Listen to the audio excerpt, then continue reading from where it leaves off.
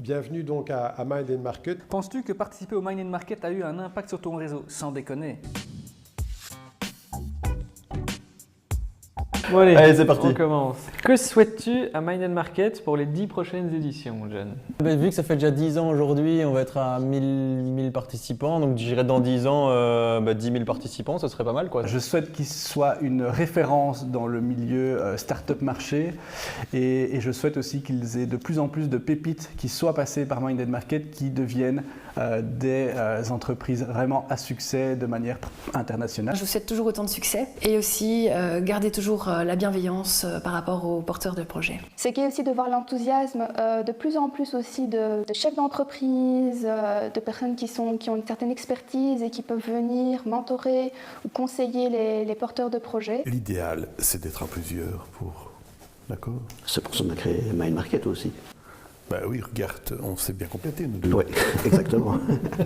Ce qu'on a vu les 10 dernières années de Mind & Market est vraiment extraordinaire. On sentait qu'il y avait un besoin dans le marché pour ce genre d'outils. On a fait le lien pendant des années entre un projet et uniquement les finances. Donc le fait de pouvoir passer, comme je dis, les projets à la moulinette du marché pour pouvoir les rendre viables, donc c'est clair qu'il y a un besoin pour cela. Cet outil il va permettre justement à plus de projets de réussir. Nos 3 raisons pour lesquelles venir à Mind & Market. 2 grandes raisons, hein.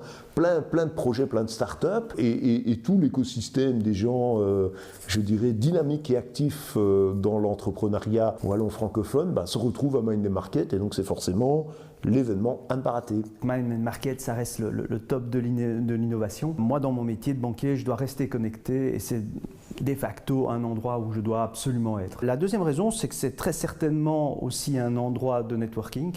Je rencontre à cette occasion-là énormément de personnes du monde de l'innovation, mais pas seulement. Et la fin, pour moi, c'est un bain de jeunesse parce que bon, voilà, j'ai l'âge que j'ai et me voir confronter à tous ces jeunes entrepreneurs qui me racontent leur histoire, je trouve ça absolument bluffant. Identifier la bonne équipe qui se greffera sur le marché avec les bonnes compétences complémentaires à celles du porteur. La deuxième raison, c'est se confronter au marché, c'est le principe même de Mind Market. Avoir un retour des gens et des entreprises qui vont utiliser l'innovation qui est en train d'être développée. Et la troisième raison, c'est acquérir la première visibilité par rapport au projet. Bon alors Henri, en quoi Mind & Market a été un coup de pouce dans ton projet? Mind & Market nous a permis de faire des belles rencontres qui a pu faire vraiment bien avancer le projet. Et en plus de ça, on a pu perfectionner notre pitch, faire ça plusieurs fois et gagner vraiment de très beaux prix qui nous ont permis d'aller beaucoup plus loin que ce qu'on aurait pu espérer avant. Ça a été une vraie mine d'or en fait, d'un point de vue aussi visibilité tout simplement, puisque j'y ai rencontré des clients et également des partenaires. Donc ça m'a permis d'avoir de la crédibilité, de développer du networking et surtout d'avoir déjà 2 premiers clients dans les 3 semaines qui ont suivi l'événement Mind & Market. Voilà, bonjour à toutes et à tous. Pour moi, c'est un énorme plaisir de vous accueillir si nombreux dans cette belle salle qu'est l'Aula Magna. Nous serons 2 pour vous présenter ce forum. Gordon Blackman, ici à ma droite, et moi-même. Nous représentons un peu les 2 fondateurs de ce forum. Gordon pour Alliance, qui regroupe l'ensemble des sociétés de la région, de Louvain-la-Neuve, de Wavre, de Mont-Saint-Guibert, et moi-même, Lucelle, avec ma casquette de conseiller au recteur pour la valorisation. Alors pourquoi l'université s'investit dans ce type d'initiative? Parce qu'après, a priori, nous, c'est la recherche, c'est l'enseignement, mais au-delà, il y a également notre volonté de promouvoir l'esprit d'entreprendre, la notion de projet, la capacité de créer, d'innover, d'être présent dans notre société, d'insuffler cet esprit à nos jeunes étudiants, mais aussi à nos chercheurs, à nos doctorants, et cela se traduit de différentes manières.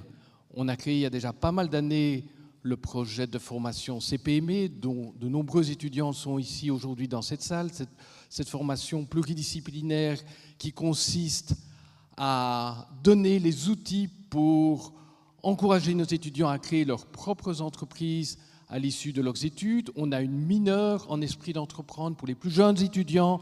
On a également, depuis quelques petites années maintenant, le statut d'étudiant entrepreneur. On a l'incubateur pour les jeunes étudiants, le Young Incubator. On a le CEI pour les jeunes entreprises.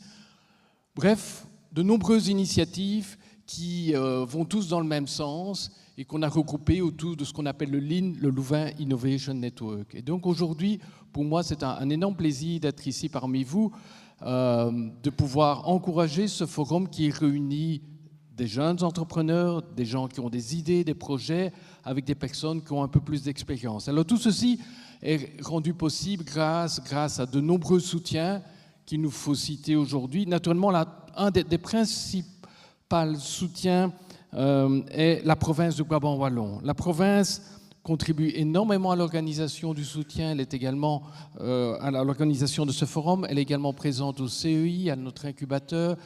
C'est vraiment pour nous un énorme plaisir de pouvoir travailler avec la province. Il y a aussi le FEDER et la région wallonne qui ont permis à Mind & Market de recruter son premier employé à temps partiel, Martin Nera, un beau succès. Digital Wallonia, la stratégie numérique de la Wallonie, qui apporte son soutien à Mind & Market, car Mind & Market est aussi là pour soutenir la croissance d'entreprises dans le secteur IT.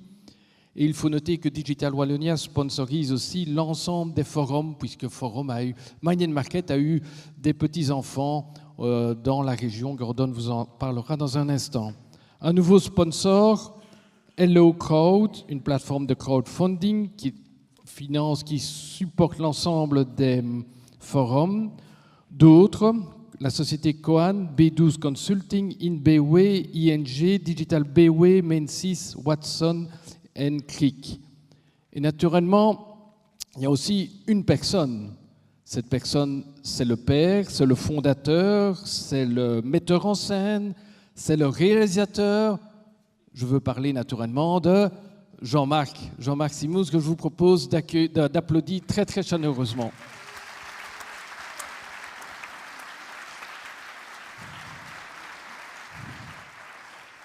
Il est tellement modeste, il se cache toujours, et pourtant.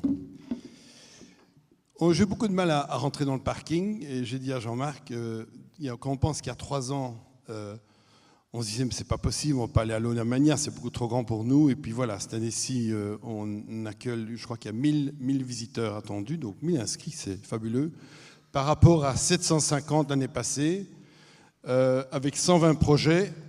Donc c'est vraiment une réussite totale. Donc il faudra demander au recteur de doubler l'Olamania, de mettre un étage, je ne sais pas, mais pour accueillir le prochain. Alors, vous savez, comme a dit Jean-Didier Le Gars, il y a des petits. De Mind & Market, c'est plus simplement à Louvain-la-Neuve. C'est la 4e édition au Grand-Duché de Luxembourg qui aura lieu en novembre. À Charleroi, la 2e édition en février 2019. À Namur, la 2e édition le 29 novembre, et dans le Hainaut aussi cette année. Donc dans le Hainaut qu'on appelle Picardie, donc qui associe la région de Tournai. Alors, j'ai le grand honneur aujourd'hui de présenter l'orateur, qui est Étienne Van de Kerkhove. Alors, je vais le faire rougir, mais il faut qu'il se cache, parce que sinon il va rougir, mais il se cache bien d'ailleurs derrière le rideau. Mais c'est un grand monsieur. J'ai téléphoné à quelques-uns de ses anciens collaborateurs que je connais, mais il ne sait pas à qui j'ai téléphoné, donc il ne sait pas de qui ça vient. Et j'ai demandé de définir en 2 mots qui était Étienne Van de Kerkhove. Et ils m'ont dit, c'est un génie à multiface. C'est quand même pas mal, quand même. Hein. C'est rare d'entendre, si un patron peut se faire traiter de génie multiface, je trouve que c'est quand même pas mal. Alors, c'est clair que Étienne, il a 52 ans. C'est vraiment un homme de start-up. Hein, il a 30 ans d'expérience dans la gestion des sociétés. Il a commencé avec une start-up avec Eric Domp, qui a créé finalement Peridaisa, mais ils ont travaillé ensemble. Ensuite, il a rejoint Pierre de Molenard pour développer Iris, qui était déjà un peu plus qu'une start-up, mais enfin, regardez ce qu'ils en ont fait, et puis il s'était revendu à Canon. C'est vraiment un très beau succès belge, on peut le dire. Donc vraiment, c'est un spécialiste du scaling up, parvenir, parce que c'est bien de créer une société, il faut la développer, et puis surtout, scaling up, grandir. C'est encore d'autres règles à suivre. Et alors, après ça, hop, boum, il recommence une start-up qui s'appelle Essence, et là, c'est dans l'idée d'aider les sociétés, justement, à grandir. Alors, je ne vais pas trop parler, parce que je crois que c'est mieux que lui lui s'exprime sur toutes ces règles qui permettent aux sociétés de se développer, mais surtout, le titre de son bouquin en dit long. Hein. Son bouquin, c'est en fait des associés qui cartonnent. Alors, moi, je fais un lien avec, évidemment, Man & Market. Vous savez que, bon, moi, j'y crois depuis des années, puisque vous savez qu'au départ, Jean-Marc et moi, on a beaucoup travaillé sur Man & Market, mais c'est vraiment allier l'eau et le feu, le mind, l'idée, la technologie avec le marché. Il faut vraiment que ce binôme fonctionne. Alors, on a ici un homme qui est le spécialiste des partenariats, des associations. Alors, je crois que si on l'écoute, on a peut-être la pierre philosophale. Voilà, Étienne, je te laisse le mot.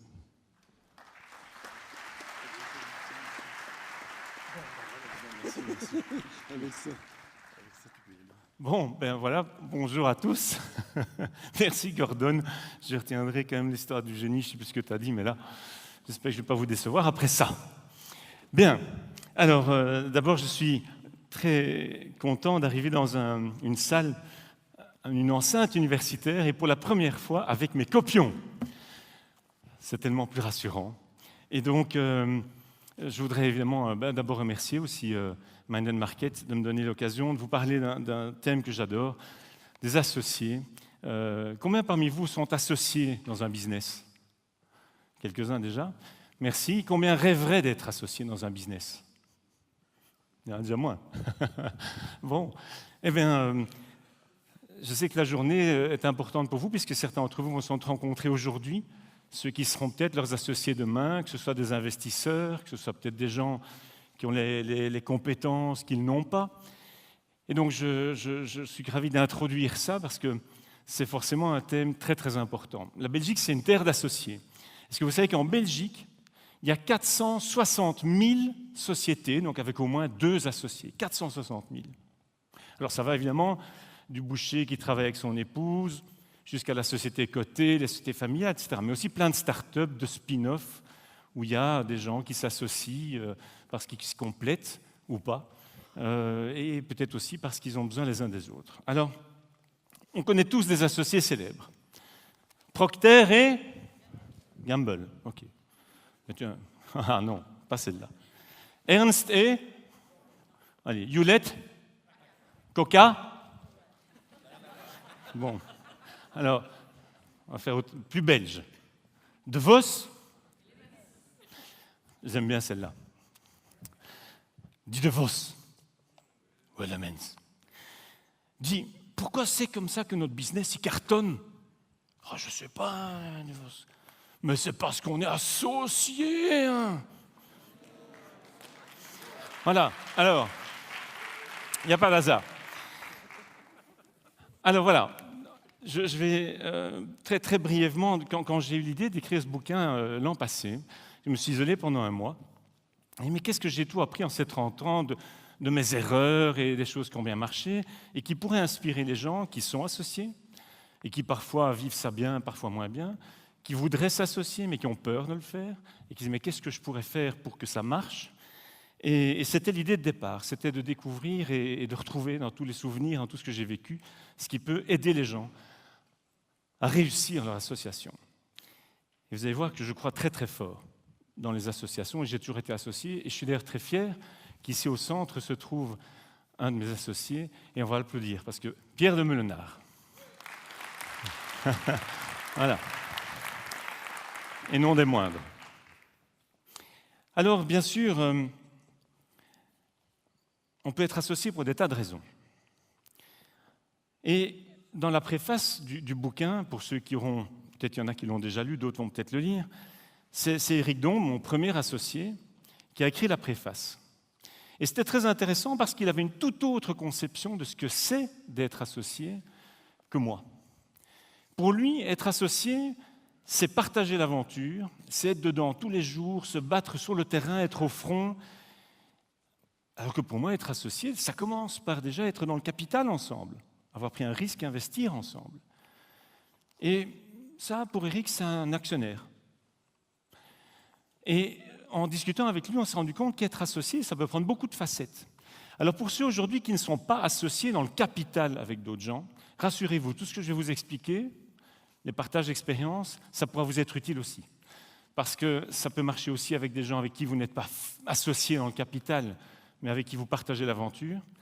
Ça peut même fonctionner, pourquoi pas, dans vos comités de direction, les personnes clés avec lesquelles vous démarrez ou vous faites développer votre business. C'est la même chose, même combat, et ce que je vais vous transmettre pourra vous aider aussi. Good or good? Ça, hein, c'est un truc, on fait ça dans des salles de 1000 personnes, et alors c'est très amusant parce que les gens, est-ce que vous sentez que l'énergie est assez basse ici? Ça vous parle, hein, elle est un peu basse. Hein. Alors quand on fait des good or good, en fait l'idée, c'est qu'on remonte son énergie. Hein? Alors, si je vous fais good or good, vous pouvez choisir le good, le premier ou le deuxième, mais prenez-en un des deux, et vous dites good, et vous verrez que tout va aller bien. OK? Donc good or good? Good. Merci.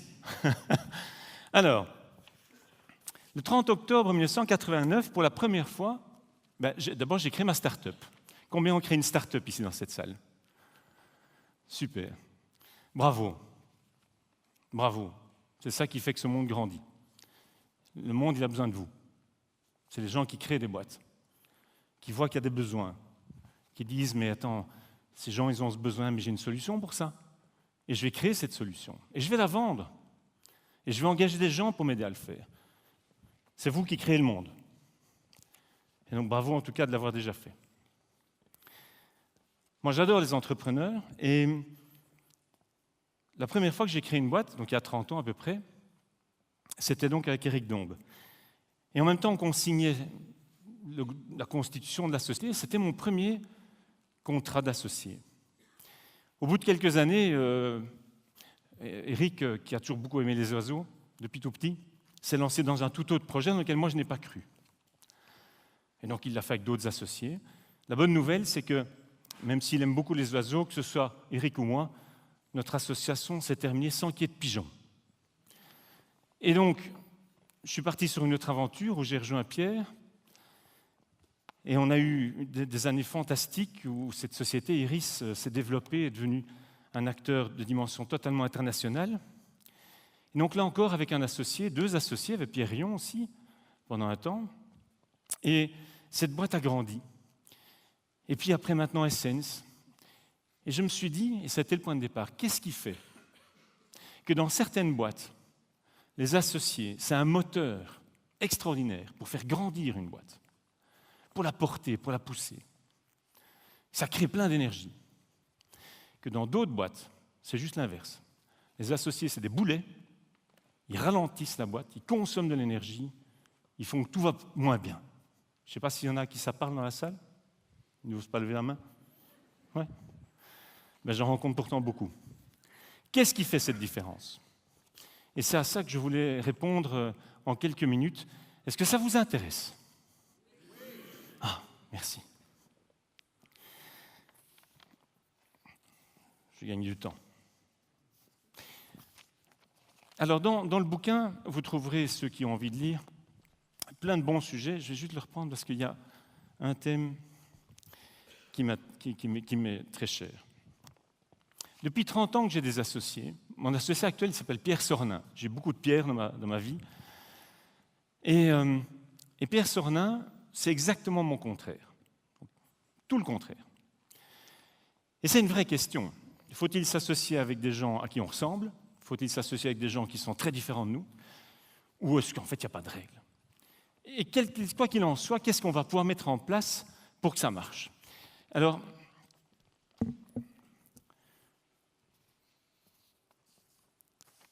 je vais vous passer 3 messages clés.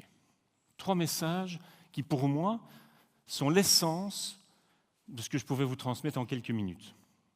Après, il y a plein d'autres choses dans le bouquin, si vous le voulez, mais il y a 3 trucs que j'ai envie de vous transmettre. Le premier. Alors, je vais peut-être prendre le petit lutrin. Tiens, une petite seconde. Hop. Alors, le premier, je vais vous le mimer. Ceci, c'est une montagne. Est-ce que vous voyez la montagne? Ah oui, la montagne. Bon. Combien parmi vous croient qu'avec une bonne stratégie, cette montagne, je vais pouvoir la déplacer? Je n'entends pas grand-chose. 2 personnes, 3? Bon. Je ne suis pas plus convaincu que vous. On va peut-être pouvoir trouver un chemin pour monter en haut et redescendre de l'autre côté, peut-être pour en faire le tour. Et combien parmi vous pensent qu'avec une énorme énergie, on peut déplacer toutes les montagnes? Il y a déjà plus de mains. J'en suis convaincu. Et c'est la première chose à laquelle on va être attentif quand on part dans une association. C'est cette association entre l'énergie, la stratégie, qui va créer la magie. Alors, moi je suis un cartésien. Combien ici on fait l'UNIF? Bah oui, merci. Alors, moi on m'a appris à réfléchir, à raisonner, à planifier, à structurer, à organiser. On ne m'a pas appris à ressentir, même pas toujours à imaginer. C'était des études extrêmement cadrées, structurantes. Il y en a à qui ça parle, ça. C'est un peu ça l'UNIF très souvent. Et donc, quand on est tout cartésien, moi, pendant toutes les premières années, eh bien, je suis parti là-dedans, structurer, organiser, faire les choses, planifier, etc. Avec le recul, moi, je dois dire que les grands entrepreneurs, et j'ai eu la chance d'être associé, que ce soit avec Pierre, avec Éric Dombe, avec Persona, avec des gens qui sont des vrais grands entrepreneurs, ils ne fonctionnent pas forcément comme ça. Ces gens-là, ils ont surtout une foi inébranlable. Ils croient dans leur projet, dans leurs produits, dans leur idée. Rien ne peut les arrêter, même pas peur. Quelque chose d'extrêmement puissant. Ils ont une envie grande comme ça, de conquérir le monde. Beaucoup pensent déjà tout au début que c'est le monde leur marché. Beaucoup de grands entrepreneurs, c'est là qu'ils sont. Alors bien sûr, il y en a qui ont fait l'UNIF, évidemment. Et puis alors, il y a d'autres gens qui sont dans la réflexion, etc. Alors, pour réfléchir, c'est les champions.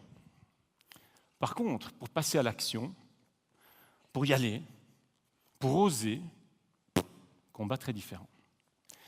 Et quand les deux viennent ensemble, ce côté stratégie vient cadrer l'énergie, c'est magique. Énergie plus stratégie, c'est la magie. Je vous sens très endormi, alors on va la refaire. Vous allez la faire avec moi. Énergie, allez-y, énergie, mettez un peu d'énergie, hein. Énergie plus stratégie, c'est la magie. Ces trois mots, vraiment, ça a changé ma vie depuis que j'ai conscientisé ça. Et quand on est associé, pourquoi est-ce que c'est intéressant et important d'être associé? Comment voulez-vous que la même personne, qui est le champion pour réfléchir, pour planifier, pour prévoir, c'est quoi les risques, c'est quoi le machin, que la même personne soit en même temps un moteur qu'on ne sait pas arrêter, qui a envie d'y aller, qui a une envie grande comme ça, à quoi rien ne fait peur, etc. C'est pas possible d'avoir ça dans le même bocal. Vous voyez ce que je veux dire? Quand on s'associe, alors là, vous pouvez avoir des gens extrêmement forts d'un côté, un autre, plusieurs extrêmement forts de l'autre. Et quand ils se mettent ensemble et qu'ils acceptent d'apprendre de l'un de l'autre et de faire ensemble, ça, c'est juste extraordinaire. Et donc je crois qu'aujourd'hui, les boîtes qui cartonnent vraiment, et regardez tous les exemples qu'on connaît, il y a toujours des associés derrière. Comme derrière les grands hommes, on dit qu'il y a une femme. Moi, je crois que derrière toutes les grandes boîtes qui ont fait des choses fantastiques, il y a des associés. Alors, qu'est-ce qui fait que ces associés, ça va marcher ou pas? Alors, il y a sans doute plein de raisons.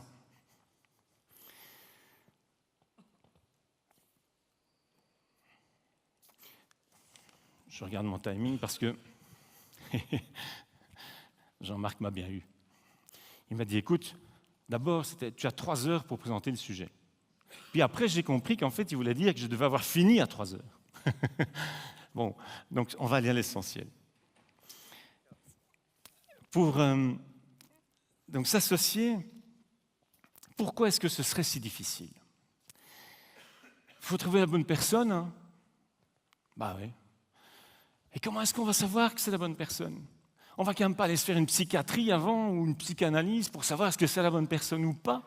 Or, moi, j'entends tous les jours des gens qui après se plaignent. Oui, mais c'était même un très bon copain, je le connaissais depuis des années. Et puis on s'associe et je découvre quelqu'un d'autre. Comment on peut être sûr?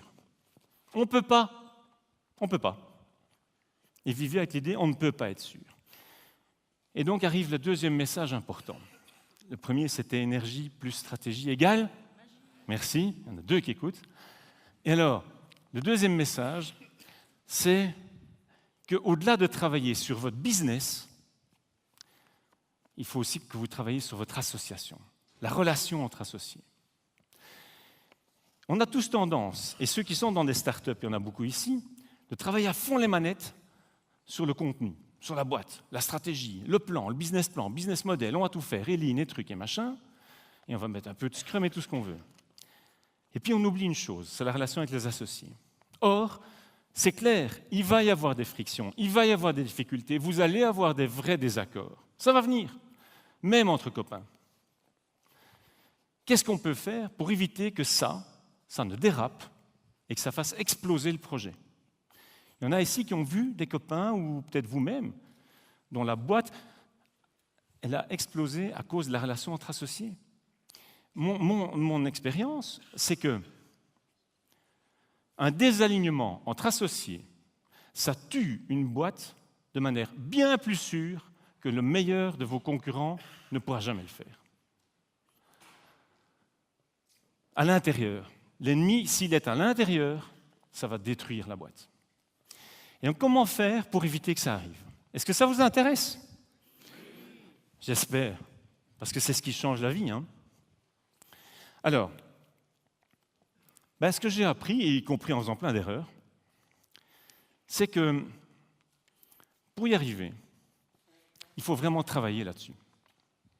Avec mon associé actuel, Pierre, tous les 15 jours, on a une réunion où on parle un peu de business. Et en fait, on ne parle que de nous. Et depuis qu'on fait ça, d'abord, on se connaît beaucoup mieux, ça, mais on adresse les vrais sujets. Je vais y revenir dans 2 minutes. Travailler sur le business, c'est essentiel, mais ça ne suffit pas. Si vous avez des associés, vous devez consacrer du temps, de l'énergie, de l'intention à gérer votre relation avec vos associés. Qu'ils soient actifs, qu'ils soient passifs. Ça veut dire, est-ce qu'ils sont avec vous dans le business tous les jours, ou est-ce que c'est juste des investisseurs?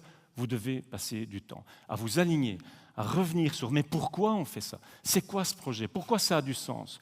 Pourquoi est-ce que moi je vais vraiment m'épanouir si cette boîte grandit? Et toi? Et pourquoi est-ce que...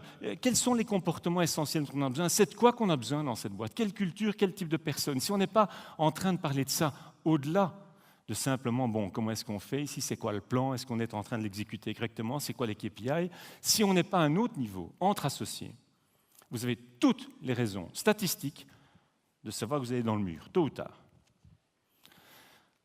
C'est donc au moins aussi important que de travailler sur le business. Est-ce que ça vous parle? Merci. Alors, les associés peuvent devenir toxiques entre eux, se pourrir la vie, peuvent devenir toxiques pour la boîte, parce qu'ils vont juste la faire péricliter, ils vont tellement bouffer de l'énergie de la boîte qu'au lieu d'aller se battre dans le marché, on se bat dans la boîte. Et donc, pour éviter ça, on va vraiment travailler sur c'est quoi cette relation d'associés.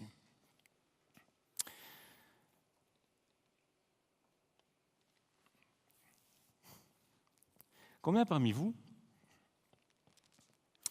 croient qu'il vaut mieux que des associés, ça se ressemble?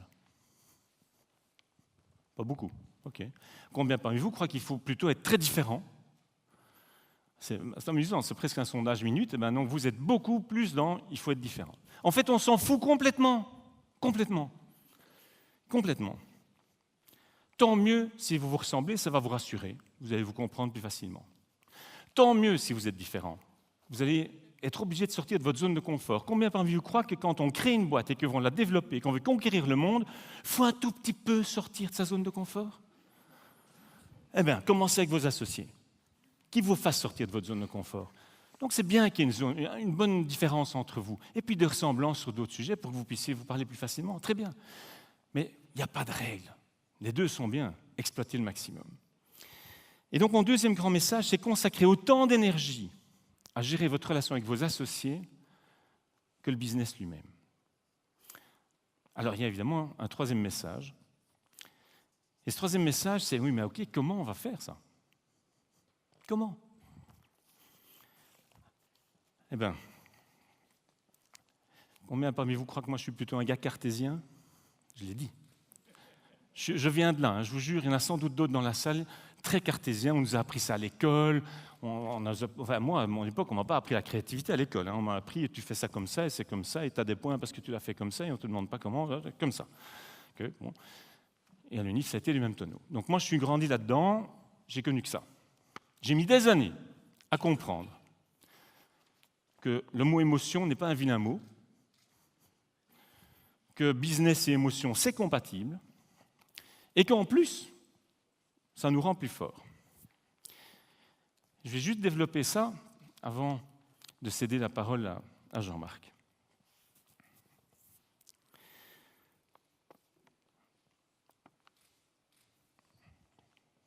Moi, ce petit bonhomme cartésien, j'ai mis des années à comprendre que l'alignement, y compris avec mes associés, j'ai toujours eu des associés. Parfois, on ne s'est pas compris du tout, et Pierre en sait quelque chose. J'ai toujours appris, moi, et j'ai toujours cru que ça se passait dans la tête, dans les plans, dans cette dimension un peu dure, quoi. En fait, c'est dur. Et j'ai donc mis très très longtemps à comprendre qu'en fait, c'était ailleurs, qu'on pouvait vraiment faire la différence. Combien parmi vous êtes des investisseurs qui investissaient dans des startups, dans des boîtes, dans des spin-offs? Très peu dans la salle. OK. Eh oui, bravo.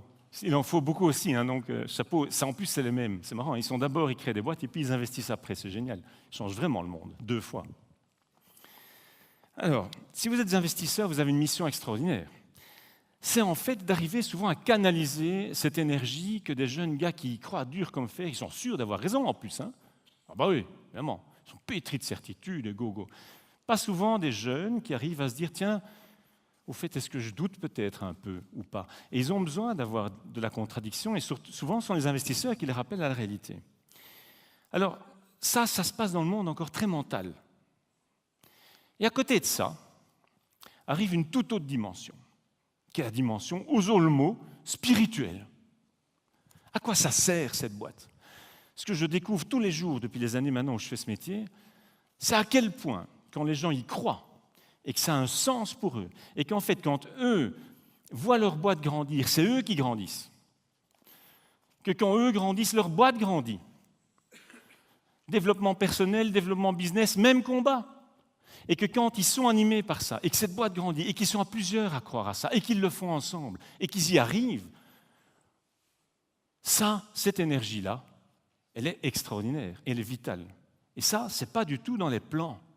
Ce n'est pas dans le business plan qu'on a été présenté aux investisseurs. Ce n'est pas dans le papier qu'on a rendu à l'UNIF là, pour avoir des points à un travail de fin d'études.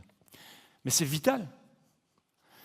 Et puis si en plus on en a une envie de dingue, vous avez tout ce qu'il faut pour déjà réussir. Et puis après, il faudra quand même réfléchir. Il faudra canaliser cette énergie. Et là, vos investisseurs notamment vont vous aider. J'ai rencontré aux États-Unis des gens qui avaient comme slogan « Dream, Dare, Do ». Qu'est-ce qu'ils cherchaient? Ils cherchaient à investir dans des boîtes de gens qui avaient déjà raté leur projet, au moins une fois, mais qui avaient un rêve gigantesque, une envie de dingue, qui bossaient comme des fous. Après, on va les cadrer, on va s'en occuper, ça c'est notre métier. Et ces gars, ils font ça, ils ont des rendements juste extraordinaires, parce qu'ils travaillent sur cette énergie des gens qu'ils portent, qui en plus ont déjà pris un râteau, donc ils ont vraiment prouvé qu'ils en ont des comme ça, hein. Et derrière, ils canalisent. Et cette énergie-là, c'est génial. Ça veut dire que quoi? L'entrepreneur, c'est dans le monde spirituel qu'il est très très fort. Il va très très loin, ça a beaucoup de sens. Et les croyances sont positives, utiles. Il a des croyances pour y arriver. Ceux qui croient, il y en a peut-être dans la salle, que pour réussir, j'ai vu comme ça 2 associés fantastiques. 2 associés. Hein. L'un qui croit, il croit, c'est sa vision du monde, ce qu'il a appris, que pour réussir, son papa lui a toujours dit, ça vient de là, hein, tu sais mon petit, pour réussir, hein, les gens qui réussissent, hein, c'est des gens qui n'ont aucun scrupule, ils marchent sur la tête des autres. Ceux qui ont entendu ça toute leur jeunesse, pensez qu'ils ont le bon mindset pour aller faire la conquête du monde et réussir? Vous pourrez leur mettre la meilleure stratégie, ça n'a rien donné. Ils n'ont pas le mindset pour y aller. Et quand en plus l'associé, et c'est authentique, lui c'est réussir par la porte ou par la fenêtre. Hein. et que ces deux-là s'associent, la difficulté dans leur association, ce n'est pas le plan, hein. C'est qu'ils sont juste avec des visions du monde complètement différentes et qu'il ne va pas falloir plus de 3 semaines pour qu'ils se rentrent dedans. Je ne sais pas si ça vous parle, ça. Peut-être qu'ils se disent, tiens, c'est marrant, avec mes associés, peut-être quelque chose à revoir. Tiens, au fait, est-ce qu'ils voient le monde comme moi? Quand on fait ce genre d'exercice entre associés et qu'on dit, mais à quoi vous carburez vraiment? C'est quoi que vous croyez? Et qu'on a un qui, par exemple, croit que c'est très, très difficile de trouver de l'argent. Très difficile, très difficile. Tu comprends, qui on est nous pour qu'on nous confie de l'argent? On n'a jamais rien prouvé. Et puis que l'autre y croit, tu sais, moi, cette planète, il y a tellement de pognon, tellement de gens, ils ne savent même pas quoi en foutre. Tout ce qu'ils cherchent, c'est des gens qui ont une foi terrible pour faire un projet et de mettre l'argent dans ces mains-là, ça rapporte tellement mieux qu'à la banque. Que ces deux-là sont associés. Il y a un vrai travail à faire dans le monde spirituel entre eux pour les aligner et pour que cette force aille dans le même sens et pas dans des sens opposés. Et ça, entre associés, c'est un moment magique quand on va travailler là-dessus. Et puis dans le monde émotionnel, je vais terminer par là, c'est peut-être là que j'ai fait mes plus grandes découvertes, l'importance des émotions. L'importance des émotions. Qu'est-ce qui fait que certains associés, en temps de crise, vont sombrer dans une guerre de tranchées qui va tout bouffer, que d'autres, en temps de crise, vont se dire, nous, on se retrousse les manches et ensemble, on y va et on fonce dans le même sens. Pourquoi? Et très souvent, ce qu'on découvre, c'est que ça se passe tout ailleurs, c'est dans les émotions. Quand on crée une boîte, quand on développe une boîte, vous êtes parmi eux. Vous vivez des moments d'ascenseur émotionnel, vous êtes dans des montagnes russes émotionnelles. Combien ont vécu une crise de cash dans leur vie ici? Vous voyez ce que je veux dire? Dans le genre moment intense au niveau émotionnel. Quand on est là-dedans, à plusieurs, la probabilité qu'il y en ait un qui, dans la montagne russe, se dit « c'est génial, j'ai plein d'adrénaline, c'est gai », et l'autre qui fait dans son froc, qui a la trouille, et il voit la pique et le vertige qu'il a, et qui a envie de vomir, au même moment, dans la même situation. Si ça, on ne peut pas l'adresser entre associés, comment vous voulez que ces associés, ils passent au-dessus de ça? Ils vont partir comme ça. Et ça, je vous propose un petit exercice, et je vais raccourcir puisque voilà, le temps m'étant est parti. Ce que j'ai mis en place depuis quelques années, et je fais ça maintenant même dans l'univers le plus hostile qui soit, un conseil d'administration. Alors, conseil d'administration, je fais un dessin rapide pour ceux, il y en a quelques-uns qui sont administrateurs dans des conseils, je pense, dans la salle. Voilà, merci. Alors, un conseil d'administration, ça c'est un truc bien formaté, avec un ordre du jour, si possible on l'a reçu avant quand même, des documents, vraisemblablement on les a peut-être même lus, ok. Et puis on arrive dans la réunion du conseil avec une grande table, on est tous autour, un U ou un O, je sais quoi, et on a, et puis il y a un président qui dit bon, point numéro 1, point numéro 2, point numéro 3, voilà, la réunion est terminée, merci, au revoir. Ça, sans caricaturer beaucoup, c'est un peu ça un conseil d'administration. Alors, je vais revenir au conseil d'administration en 2 secondes. Moi, ce que je vous engage à faire avec vos associés, que ce soit des investisseurs, que ce soit des jeunes gars qui démarrent une boîte, que ce soit entre vous, en tant que personne qui lance un projet, ce que je vous engage à faire, c'est apprendre 4 mots. Combien de mots? Combien de mots? Même là-bas, merci. Et les 4 mots, c'est quoi? C'est les 4 mots que si vous osez les poser à votre associé, vous allez voir que les choses changent. Une chose que j'ai apprise, c'est une phrase que j'ai apprise aux États-Unis, la vulnérabilité, c'est le ciment des relations. Or moi, on m'a plutôt appris à ne pas montrer ses faiblesses, à ne pas montrer ses doutes, pas dire qu'en fait on ne sait pas du tout, et que non, et on prend sur ses épaules et on assume. La vulnérabilité, c'est le ciment des relations. Et entre associés, quand on ose montrer sa vulnérabilité, quand on ose dire « écoute, j'ai la trouille », quand on ose dire « je suis furieux », quand on ose dire « je doute », « je suis triste » ou « j'adore », parce que ça aussi c'est une émotion, elle est géniale. Pas tout le temps, mais souvent. Bien. Eh bien, quand on ose adresser ça, on arrive au vrai sujet. Et donc, chez nous, chez Essence, et j'ai amené ça dans les entreprises, même dans les conseils d'administration, avant d'adresser quoi que ce soit, d'un ordre du jour, ou de « oui, j'ai ma liste de points que je vais discuter avec toi, Étienne », avant ça, comment tu te sens? Comment tu te sens? Se sentir. On n'est pas là pour expliquer, pour justifier. Comment tu te sens? Écoutez bien la réponse. Laissez un blanc. Évidemment, faites-le dans les deux sens. Si vous êtes 4, ça prendra 4 fois le temps. Et là arrivent les vrais sujets. Parce que quand on est dans l'émotion, si on a eu un vrai coup de colère pendant le mois qui passe, y compris son associé, parce qu'une des choses que j'ai vues, quand on est seul dans son business, ah ben oui, ça peut être la faute au concurrent, au fournisseur, à tout le monde, okay, parfois même dans un éclat de lucidité, c'est la faute du patron moi-même. Quand on a des associés, c'est vite fait de se dire, ouais, c'est la faute de l'autre. Et ça, j'ai appris que chaque fois que j'ai ce petit truc, c'est warning. Attends, c'est quoi le problème ici? Ok, il y a un problème business, mais si en plus, je sens qu'en fait, il y a quelque chose qui ne va pas avec l'associé, là, urgent, n'attendez pas l'évaluation de fin d'année. Tout de suite, vous le voyez, on se doit se voir. Et là, c'est comment tu te sens? Je suis furieux. Et ça va sortir. Ok, et on écoute. Ou bien, j'ai la trouille. Quand je te vois faire ça, moi, je me sens mal. Ah, bon, ok. Qu'est-ce qui se passe? Et creuser ça. C'est une méthode que j'ai apprise depuis 15 ans dans une fantastique association de patrons où j'ai appris énormément de choses là. Ça s'appelle YPO, peu importe. Mais quelle puissance! On n'a plus peur de dire ce qu'on ressent, et ce qu'on ressent, c'est la vérité. Tout le reste, ce n'est pas forcément la vérité, mais ça, oui. Et même dans un conseil d'administration, on amène ça maintenant. Le premier tour, c'est un tour émotionnel. Comment tu te sens? Toi, CEO. Le mois passé, j'étais à Gand, je suis président d'une boîte là-bas, et c'est sorti.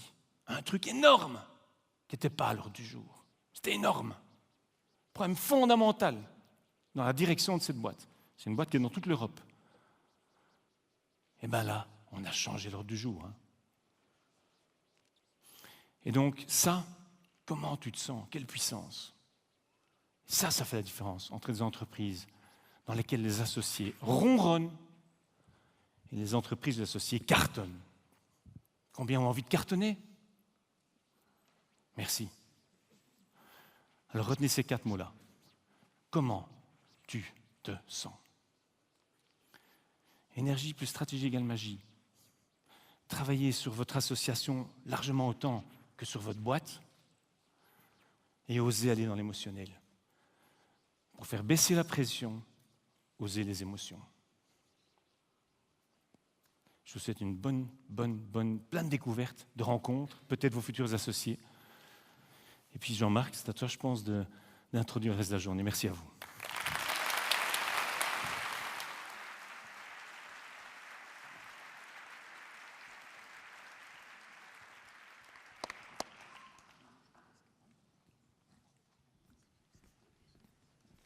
Merci Étienne. Bon, moi je vais faire très bref et dans le pratico-pratique pour que vous puissiez optimiser au maximum votre temps cet après-midi. Vous êtes là pour découvrir des projets et les projets sont là pour découvrir des futurs associés et recevoir des conseils, se faire challenger. Votre Bible cet après-midi, pour optimiser votre temps, c'est cette brochure. Si vous n'avez pas encore, allez à l'accueil la récupérer. Tous les projets sont répertoriés par secteur d'activité, par besoin et par numéro de table. Donc suivant vos secteurs d'expertise, vos affinités et ce que vous pensez pouvoir apporter à des projets de start-up et des start-up, vous pouvez faire votre marché, entre guillemets, des projets avec qui vous pouvez faire des connexions intéressantes. Vous pouvez découvrir des projets à leur table de discussion, donc tables qui sont numérotées, mais également dans les sessions de pitch. Vous avez les horaires des sessions de pitch qui sont repris également dans la brochure, plus les localisations des salles et des sessions de pitch. Alors, l'Aula Magna, c'est grand, c'est pas très compliqué, mais les salles sont un peu dispersées un peu partout dans l'Aula Magna. Il y a 6 salles de pitch, elles sont reprises ici, mais elles sont reprises dans la brochure. N'hésitez pas à faire appel, donc c'est fléché de toute façon, mais n'hésitez pas à faire appel aux jobistes. Il y a une dizaine de jobistes qui sont là avec Ola Magna marqué dans leur dos. Donc si vous êtes perdu, faites appel à eux ou à un membre de l'équipe. Nous avons également une série de partenaires. Vous avez vu les logos tout à l'heure sur les premiers slides qui sont présents. Ce sont des acteurs de l'accompagnement généraliste, de l'accompagnement technologique, juridique, des investisseurs ou bien des services plus généralistes et également des clubs étudiants. Là, je m'adresse plus aux porteurs de projets. Ne restez pas statique derrière votre table. Si vous avez des besoins bien précis, allez à la rencontre de ces partenaires. Peut-être qu'eux-mêmes viendront vous voir. Mais l'après-midi est là pour faire des rencontres. Et donc, ne restez pas isolés à votre table. Il y aura peut-être des moments où il y a moins de monde. Allez trouver des partenaires. On l'avait prototypé l'année passée et c'est passé en phase industrielle. C'est les speed meetings entre des administrateurs et directeurs de sociétés qui acceptent d'ouvrir leur carnet d'adresses à des startups en démarrage. Nous les remercions. Donc il y a une grosse vingtaine de cadres administrateurs de sociétés qui sont présents et qui vont aider 35 startups en ouvrant leur réseau et leur carnet d'adresses pour que ces startups puissent bénéficier de ces contacts. Et ils s'engagent également à créer ces contacts, pas seulement à donner des noms. Vous avez les noms qui sont là sur le slide. Petite info pratique, vous verrez, il y a un photomaton qui est installé pas loin du bar, entre guillemets, mais là vous avez les rafraîchissements. Photomaton qui a été créé par une start-up du CEI qui s'appelle Creo2. Il y a des jetons qui sont disponibles sur les tables pour prendre des photos et ramener un souvenir. Et en plus, chaque fois que vous mettez un jeton, vous faites un don à une ONG. Profitez-en. Pour le Wi-Fi, c'est un peu compliqué. Si vous êtes membre de l'UCL, c'est OK. Sinon, vous avez besoin d'un code d'accès. Pour les porteurs de projets qui ne sont pas du l'UCL, j'ai mis les feuilles avec les codes d'accès sur les tables. Sinon, à l'accueil, vous avez des formulaires que vous pouvez récupérer. Étienne l'a dit, le sien est en vente. Donc, il y a deux bouquins en vente qui sont en vente à l'accueil. Donc, le bouquin d'Étienne et celui de Pierre de Meulenard, l'Iris Book. Et il y aura une séance de dédicace à 19h. Mind Market, c'est une équipe depuis quelques années, des plus anciens, des plus récents. Je remercie. Donc, il y a Marina qui est avec moi depuis un certain nombre d'années pour les aspects numériques de Mind Market. Martin, notre premier employé, qui est un peu le geek de l'équipe. Céline du CEI qui nous aide dans les moments les plus difficiles pour la préparation du forum, les aspects logistiques. Céline qui est... Oui, elle est là. Je vais dire affalée dans son siège parce qu'elle est sur le point d'accoucher quasiment. Et notre stagiaire de l'année, Caroline, qui a entre autres supervisé les capsules vidéo que vous avez pu voir sur Facebook et celles qu'on a montrées tout à l'heure. Voilà, je vous souhaite un bon forum. N'oubliez pas, vous êtes là pour créer les équipes gagnantes et connecter votre innovation et les marchés potentiels. On se retrouve vers 18h30 dans les halls pour la proclamation des prix et des lauréats et le drink de clôture. Bon amusement.